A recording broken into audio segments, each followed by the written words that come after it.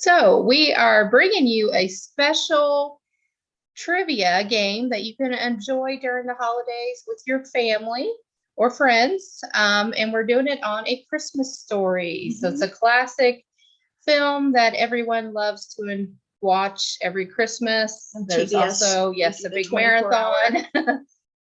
So we are bringing you this movie. So we're going to go through 3 rounds of questions, five questions per round. And then all the answers will be at the end of the game. Right? And we'll share some fun facts as we're going through. Yeah. So just to start out, some just info on like the movie itself, where it was filmed. It was actually filmed in Cleveland, Ohio, and in Toronto, Ontario, so up in Canada as well as in Ohio. It's actually the house that's very, very memorable in the film. It's located just outside of downtown Cleveland. The store where you have the infamous Santa visit scene is also located in the same place. And then the exterior of the school that they filmed at for all the school scenes was also filmed up in Canada. But we'll get started with round one, and round one will be who said it.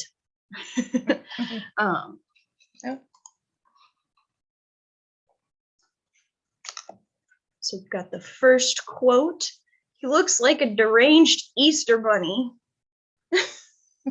So who says this in the film? Did you want to go over the fun fact? So yeah, one of the facts we have, what you're doing, this one right here. Right. Okay. So one of the memorable scenes in the film is when Ralphie's dad is going down into the basement to fight with the furnace. That is always our memorable scenes. And so the actor who's playing Mr. Parker admitted he found it too hard to string together angry sentences on the spot without using profanity.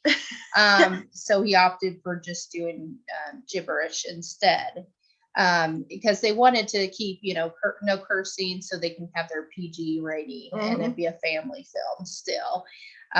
So that's one interesting fact. I always thought that was hysterical. I'd mimic that if I got hurt, just screaming gibberish. My mom found it so funny. But yeah, so for the first one, who says this? Yep. I'm gonna move on to number 2. It was soap poisoning. While ad-libbing seemed to work for some of the scenes, like the one where Mr. Parker's fighting the furnace, other scenes, they fully scripted them out, like the scene where Ralphie is beating up his bully, Scott. I can picture the scene in my head, and he's just whamming on this poor kid, screaming. The lines and everything that he's screaming was fully scripted out. So some of the actors did ad-libbing, but for other stuff, I can't imagine. I can't even remember half of what he says there. It sounds like gibberish, but it's fully scripted. It's better when they ad-lib. Yeah. Sometimes. Yeah. As long as you have an actor that's good at that. Yeah. You have an actor that's not so great. They do stuff and you're like, No, but everyone in this, at least all the adult actors, are very good at improv. So move on to number 3. I can't put my arms down. Did you wanna read through number 3? Or do you want me to read through? It's a soap scene. Okay, so we just asked a question about the soap. Okay, that threw me off. It's okay. I know some of the fun facts, I tried to make them relate to each question, but it was somewhat difficult because I'm trying not to give away a lot of the answers. Yeah. So they may seem a little off topic sometimes, but okay. So the soap scene, while believable, was all thanks to Peter Billingsley sharp acting skills. The iconic red Lifebuoy soap. I think it's right? Lifebuoy. Lifebuoy soap we saw in the movie was actually made of wax. Yep. Yep. Because of this movie's small budget, real soap was out of the question. Wow. Bob Clark chose this soap brand because it was known for tasting the worst. Yep, and that's the director, Bob Clark. And that was from his own experience. Yeah. Plus, like, I would have never guessed that, because the look of like disgust on Ralphie's face when his mom sticks that bar of soap in his mouth, you'd never guess that it wasn't real soap. Yeah. Ugh. Yeah. Well, and then when she puts it in her own mouth. Yeah. She tries it out. She's like, yeah. Oh god, that's funny. I forgot about that scene. Yeah. Oh my god. Yeah. But yeah, who says the infamous line, "I can't put my arms down"? And then for the final, or no, this is number 4 for us. The quote is, "He had yellow eyes, so help me God, yellow eyes."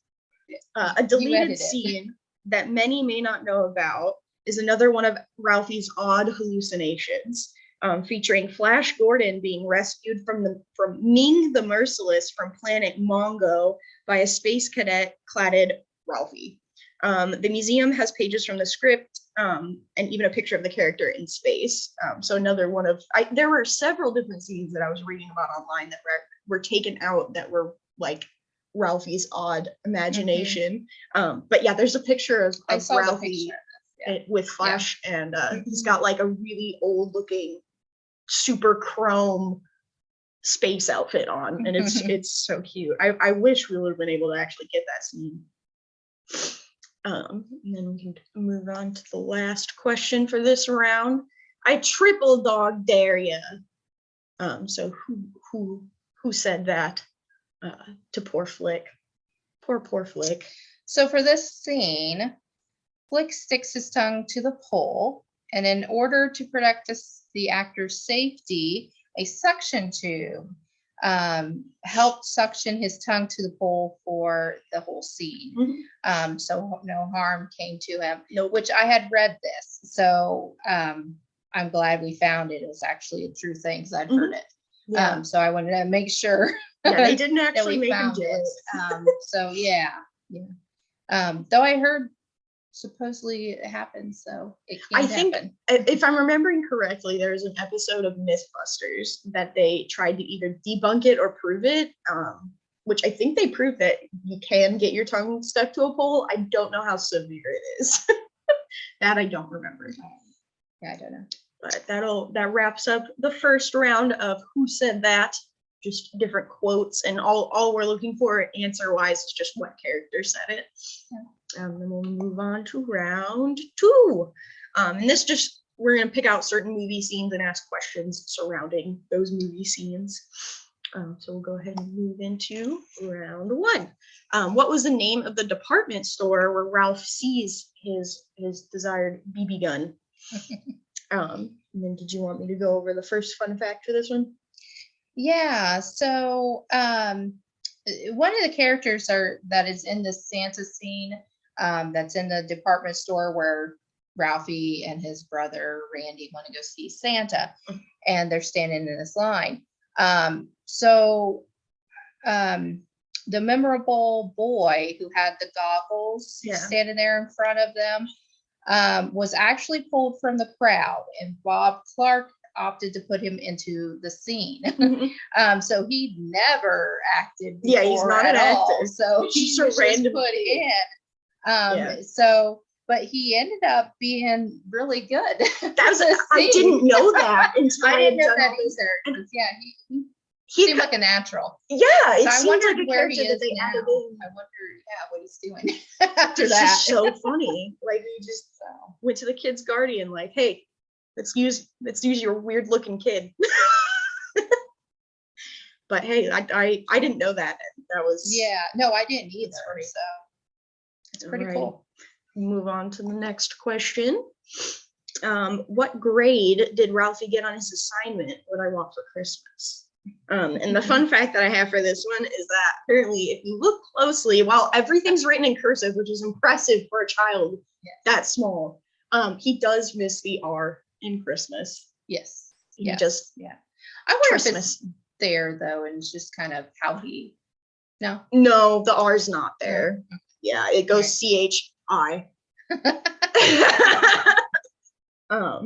Which his teacher apparently didn't notice. Yeah, there's no marks. Yeah. But it was more the topic she was grading. I found that to be such an odd fun fact. I was like, you really have to be looking closely to see that he's missing one letter from one word. But we'll go ahead and move on to number 3. In A Christmas Story, how old was Ralphie? Like I said, I didn't want to reveal his age, being that it is impressive for a kid of his age to write in cursive. Did you want to go over the fun fact? Yeah, so he was actually the first kid to audition, but Bob Clark, the director, insisted on seeing other actors, and there was actually thousands that he saw. So as we know, the actor that plays Ralphie, Peter, got the job, and he claims Bob pushed him to act out of his comfort zone. The scene where Ralphie is shooting bandits and chewing tobacco, according to Peter, the tobacco he chewed in the movie was as real as it gets. Yeah, I knew this. He even said that the tobacco caused him to feel really dizzy and his lips started burning. Well, I guess when you're making a movie in was it the 80s or 90s they made it? Like, I guess... Yeah. When did people get hip to cigarettes and chewing tobacco not being great for you? Like, at what time period we at it? Yeah. But it's based in the 1940s, if I'm remembering correctly. You can catch it from like the calendar people put together, just context clues. But yeah, that's wild. But we'll go ahead and move on to the next question. What gift did Mrs. Parker give Mr. Parker for Christmas? So while doing all the casting for the family, the director originally wanted to cast Jack Nicholson of Batman and One Flew Over the Cuckoo's Nest fame, but due to the fact that Nicholson was already an Oscar award-winning actor, and the fact that I believe I read somewhere else that the director was pushing for the actor that ultimately got the job, they were looking into making Jack Nicholson the father, but ultimately they can't afford soap. They couldn't afford Jack Nicholson. Yeah. So yeah, budgeting. Yeah, definitely. Oh, big time. But that would have changed everything, I think, because I think they picked a really good actor for it. Oh, yeah, for sure. I mean, Jack Nicholson is really good too, but I think it would. Yeah, I think it would have been different. Totally. Move on to the last question for this round. What street did Ralphie and his family live on? The very last scene in the movie where the Parker family is having Christmas dinner at a Chinese restaurant, just because theirs got ruined. The singing of the carols by the servers was not something the actors anticipated, so the teary-eyed laughter of Melinda Dillon, the actress who's playing Ralphie's mother, was very real laughter. And then I know you were also mentioning that they didn't anticipate a whole duck coming out. Yeah, so I had read too that when they bring out the duck and it still had its head, she turned around, very shocked and surprised. I mean, yes, she did not. They didn't tell her, and I thought I read that they didn't tell her on purpose. Oh yeah, they do that a lot. They wanted to see how she would react, which was very getting a genuine yeah, surprised reaction out of an actor. Like, you can't, it's kind of difficult to fake. And she probably didn't know then that he was going to pull out and cut there's no way. She is, if you watch that scene, she's like, yeah. I also had read, so the whole reason their dinner is messed up is because the Bumpus dogs run in there and eat it. Yes. So apparently the scene where all the dogs are running, they had no control over the dogs. Oh wow! They just let them go and filmed, and like they which I thought was wild, but apparently just a stampede of dogs. That is round 2. Yes. So we're gonna round 3. This is our last, the final round, which all the questions are kind of based around behind the scenes knowledge and info. So first one, what was the name of the show which was inspired by A Christmas Story? So there's also a band by the same name. I don't know. I would assume they got inspiration from the TV show, and I guess by proxy the movie. Yeah. Yeah. And there's of course a newer version of this series now too. Which I should probably order the old and have that. I don't know. I looked for it. I don't know what network it's on. I don't think I've ever seen the old, and I haven't heard of the new. But then again, I'm just outside of it. I was more. I think I caught on towards the end, I believe, of it, but I didn't watch too much of it. I don't know. It just at the time maybe it wasn't something I wanted to watch. But our fun fact for this one, just about the film in general, A Christmas Story, that is. It was released just before Thanksgiving and became a surprise hit. But by the time Christmas had rolled around, the movie had already been pulled from most theaters because everyone had thought it had been played out. And then complaints were lodged against the theater owners and the studio. And so then the film played on select screens until after the first of the year in 1984. Which I don't know why you would put out a Christmas movie not near Christmas and then take it off before it. Yeah, I get why people were like, hey pal, maybe don't. Because it's interesting, it was played out. I mean, now we like do a marathon. Yeah. It's played out, but let's put it on one channel every single year for 24 hours. Move on to number 2 from the behind the scenes. How many times did Ralphie say he wanted a Red Ryder BB gun in the film? So he says it a lot, not as many times as I anticipated, but quite a lot. Yeah, I was expecting a lot more. Yeah. So you want to go over the fun fact for this one?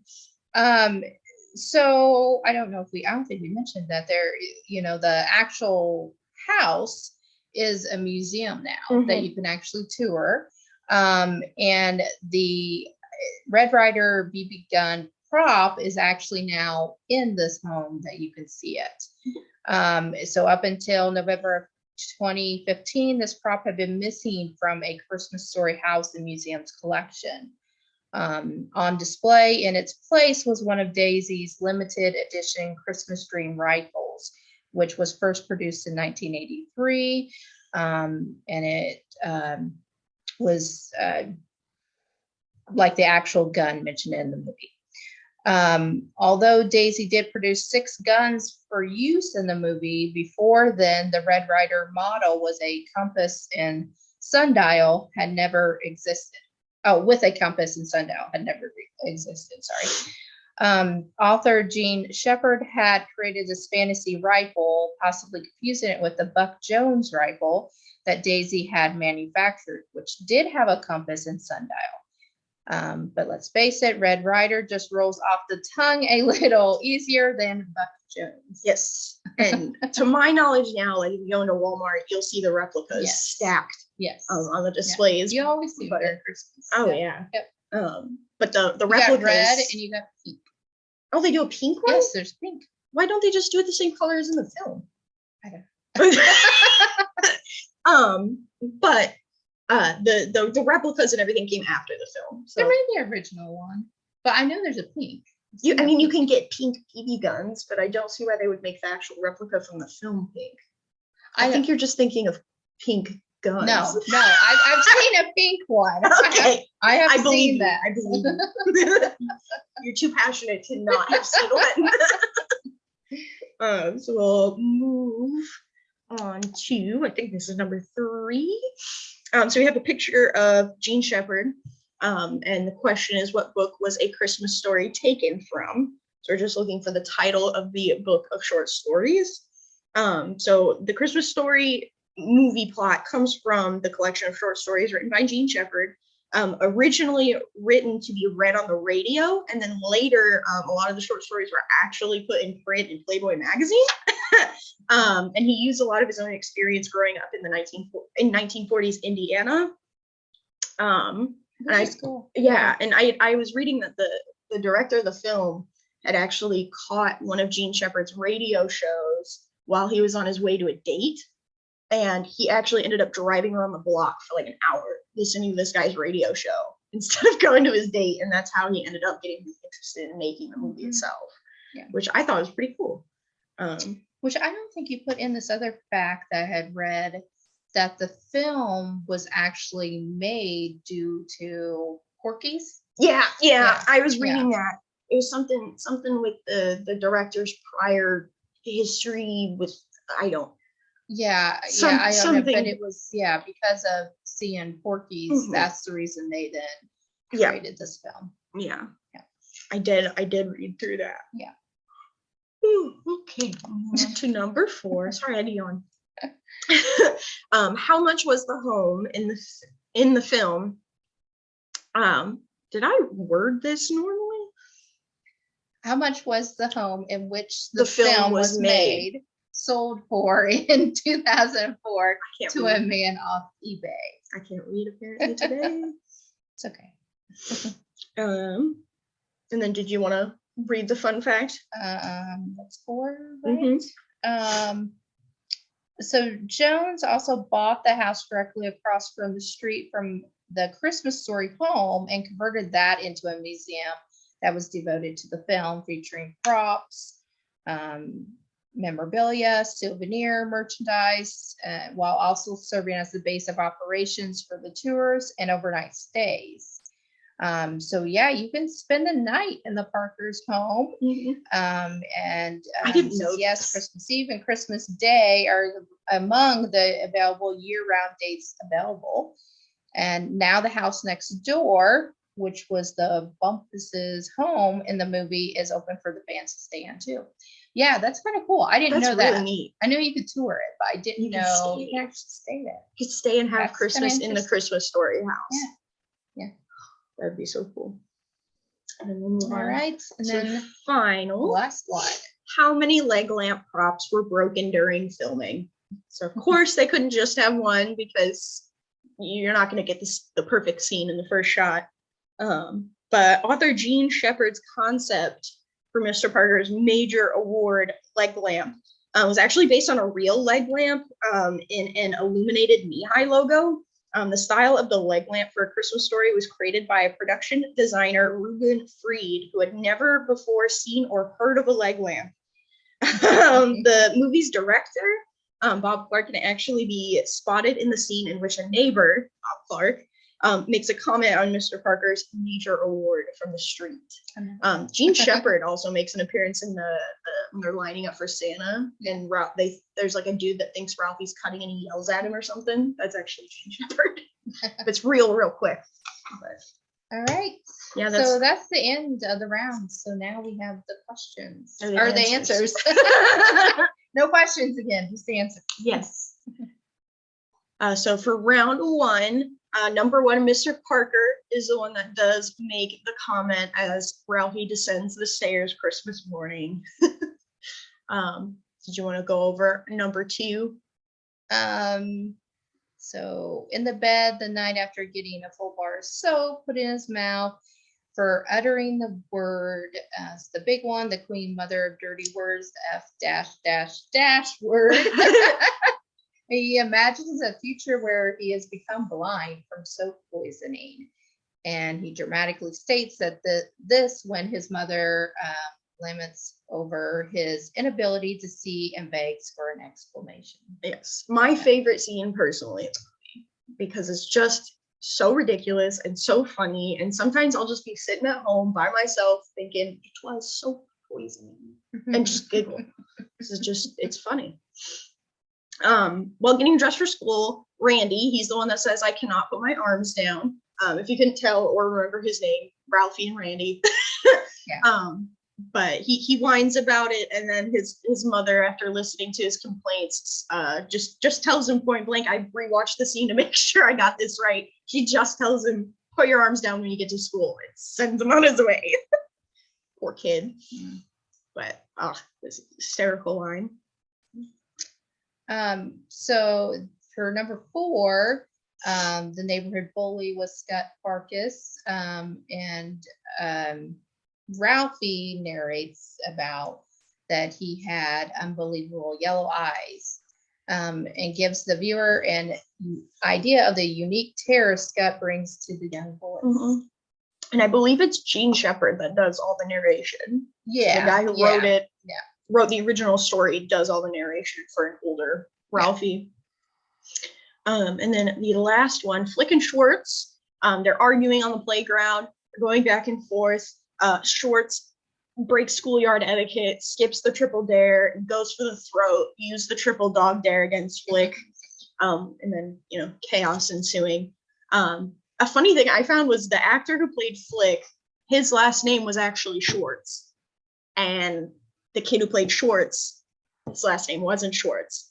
And then in the scene where Ralphie tells on Schwartz for hearing fudge from him, and Ralphie's mom gets on the phone, the kid screaming that you can hear in the background is actually the actor who played Flick, not the actor who played Schwartz. I'm like, that is the most confusing fun fact, and kind of dumb, but also a little interesting. That was a good scene too. Yes. Where he's oh my god, get in trouble. The screaming in the background. Whoa. Oh my god, it's so funny. Yeah. Alrighty. So Mr. Parker was the first one. The second one is Ralphie. Third one was Randy. 4 was Ralphie again, and then the last one is Schwartz. Just so everybody's got it, since I didn't quite highlight them in there. And then for round 2, while headed to the store to meet with the big man and plead his case, Ralphie passes a window outside of a Higbee's. That's what we were looking for. Higbee's is the store. And among other things, a display of his desired present, the official Red Ryder carbine action 200 shot range model air rifle. I'm talking too fast. So for number 2, so he daydreamed he's getting an A++. The A++. But in reality, he actually got a C+ on his Yeah. paper. And of course, the teacher put down, "You'll shoot your eye out." Yes. And then he hallucinates again, his mom and his teacher dancing around and poking fun at him. I think it's super funny. Despite the film not obviously stating the time that it takes place in, most assume it's sometime during the 1940s. While the exact year is a mystery, the narrator does inform the audience of the story is from a Christmas when he was 9 years old. And then I also found it interesting, there's like 3 different sequels to A Christmas Story that involve characters like Ralphie, and even named Ralphie, going through things as like a 14-year-old boy, and then there's one where he's like in college, but they don't have like, they're not A Christmas Story 2, they're other movies, but they have those characters in them, and I need to find all of them and watch them now. So number 4, so Miss Parker's gift to Mr. Parker is a bowling ball. So, which she drops into his lap. Yeah, which guy. Is pretty famous. Yeah, pretty funny too. And then finally, the Parker family in the movie lives on Cleveland Street in Hammond, Indiana. The name pulled right out of Gene Shepherd's real life, Cleveland Street being the road he grew up on. So first one being Higbee's, second one is C+, number 3 is 9 years old, 4 is a bowling ball, and 5 is Cleveland Street. Move on to the final round. And so the show that actually was inspired from the film was The Wonder Years. They took the coming of age theme, the use of narration, and it aired during the 80s and 90s. For number 2, it's basically unforgettable how he is yearning for this Red Ryder carbine action 200 shot range model air rifle. And so he's mentioned this at least 28 times throughout the film. Yeah. So we thought it was a lot more. It seems like it's a lot more. I think it's just because it's mentioned. So, how much is emphasized in the movie. I guess that's more what it is. Oh, yeah. So the book of short stories that the movie is pulled from is called In God We Trust, All Others Pay Cash, a collection of short stories written by Gene Shepherd. Like I said, he also provides his voice for the narration appropriately. And then do you want to read number 4? Or do you want me to read number 4? Number 4 is real long. Yeah, you go ahead. Okay. You enjoyed looking this up. I did. I thought it was interesting that you could just buy an entire house off eBay. So the answer for number 4 is 150,000. That was the amount that the house was purchased for over eBay in December 2004 by a man named Brian Jones. He's a San Diego entrepreneur and fan of the film since childhood. He bought the house on eBay for $150,000. He then used the revenue from his business, the Red Ryder Leg Lamp Company, which manufactures replica of the major award Ralphie's father won in the film, for a down payment. I also thought that was really interesting. You have to be a really devoted fan, to not only start a company, but then buy the house. The previous owners had reconfigured the house, installing modern windows and covering the original wood siding with blue vinyl. Watching the movie frame by frame, Jones drew detailed plans of the interiors, which had originally been filmed on a Toronto soundstage, and spent $240,000 to gut the structure, reconfigure it to a single-family dwelling, and transform it into a near replica of the movie set. That was a mouthful. I know. That's why I said, do you want me to read it? It's a lot. I think it's interesting. Yes, it is. The interesting part is being sold on eBay. Yes, that's the part I can't get over. Like, who just puts a house on eBay? Yeah, I don't know. Especially a house that's tried like that. I don't know. They may have just thought it would have upped it more, people bidding or something. I don't know. That's wild. Mm-hmm. Okay, and then for the last question, the answer is it was only 3 leg lamp props that were broken during the filming. Which I expected a few more. Yeah. But they only made 3, and they only used 3, and they broke every single one of them. But yeah, just to go over one more time. So the Wonder Years was for number 1. 28 Times is number 2. And then In God We Trust, All Others Pay Cash is the title of the book for number 3. 150,000 is the answer for how much the house was sold for number 4. And then 3 leg lamps broken during filming for number 5. All right, we are finished. So I hope you enjoy playing this with your family, your friends, yourself. If you love A Christmas Story, this is really interesting facts to learn about it. If you enjoy this, like it, subscribe to our YouTube channel. We're going to try to continue having more things like this. If you are interested in certain themes that you want to see, a TV series, a movie, comment that, and then we'll try to continue this. So, yeah, it's super fun. Alrighty. All right. Enjoy your holidays. Goodbye. Bye.